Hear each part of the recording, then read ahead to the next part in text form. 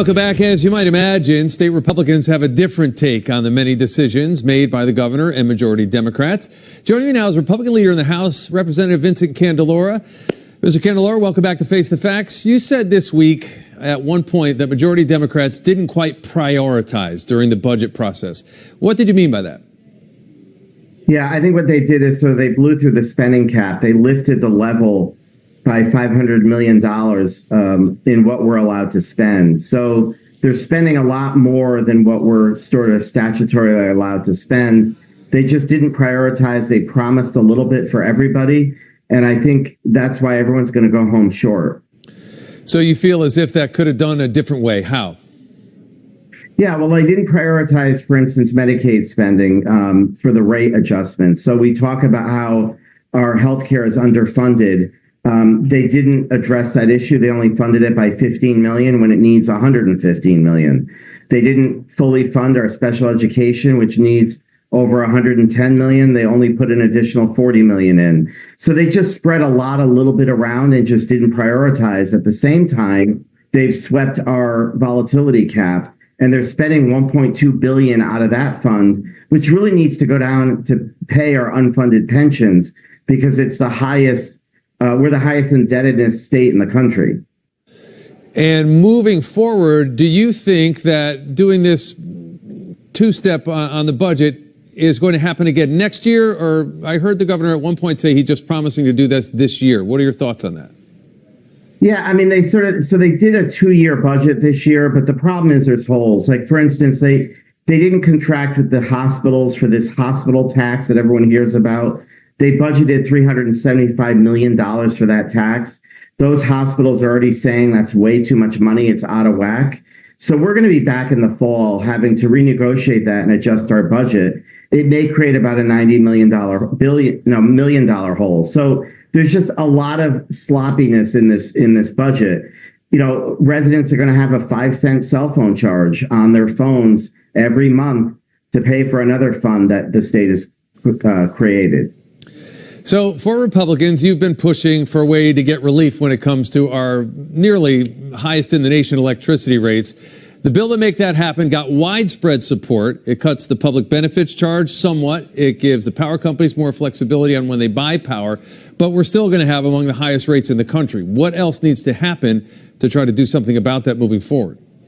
Yeah, the biggest piece that didn't get addressed that we have to talk about is the welfare program that's created on our electric bills. So people are paying for other people's electric bills. It's going to be costing annualized upward of $300 million. That's a lot of money. And if we're going to do it, it needs to go into the general fund. People can't afford their own electric bills. They shouldn't have to pay for other people's.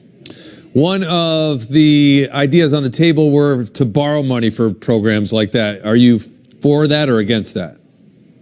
Well, the only way I'd say you borrow for it is if you're going to change the policy down the road. So we did securitize some of the storm costs. So we spread about $1 billion of costs for storm recovery over the electric bills. I think that policy helps lower rates. But if you're not going to fundamentally change the policies, it's hard to say, let's bond it and spread that out because it's only going to accumulate. It truly would be like using your credit card to pay off your mortgage. So we need policies that are actually going to reduce people's bills. There is some stuff in that bill, and that's why I supported it, that does that. And I think we need to continue on that path. And what went unanswered were those sort of social programs that are paying for people's bills. We've got to look at that policy. I want to go back to special education just for a minute. Cities and towns for years have been begging for more money. The costs continue to rise. As you said, we had emergency funding and then another $40 million, so in the neighborhood of $70 to $100 million. Does something have to change the way it's funding moving forward? Should that be a bigger line item as part of education? Yeah, I think you're going to see growing demand, not just special education, but education in general. We're seeing reval across the state. Commercial properties are dropping in value, mainly because people are working from home, I think. Residential is rising. So people's property tax values are rising. That's all because of education. So Connecticut needs to kind of step to the plate and start funding more of it.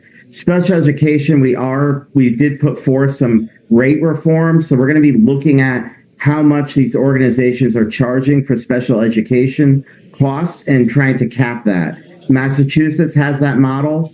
They've been successful at it, and I think it's time that Connecticut does that too.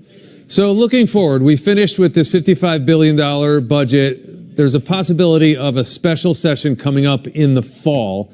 What if the feds do make the forecasted cuts to things like education and SNAP benefits and other programs?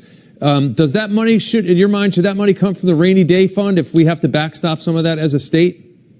Yeah, I mean, we have over $4 billion in the rainy day fund to address it. But one of my concerns, the biggest cut that we're potentially seeing, is because we continue to give health insurance to illegal immigrants, we pay for all their health care. The federal government is saying they're going to cut us. That cut is going to translate to $700 million. So we have to reform that policy. I'm not saying take away health care from undocumented immigrants, but you have to stop providing the insurance under Medicaid. That's going to create a penalty. So that's one area I think we need to look at reforming. We can't poke the federal government in the eye because we're going to lose that battle. Got to leave it there. Representative Vincent Candelora, we appreciate your time. Thanks for joining us on Face the Facts. Thanks for having me.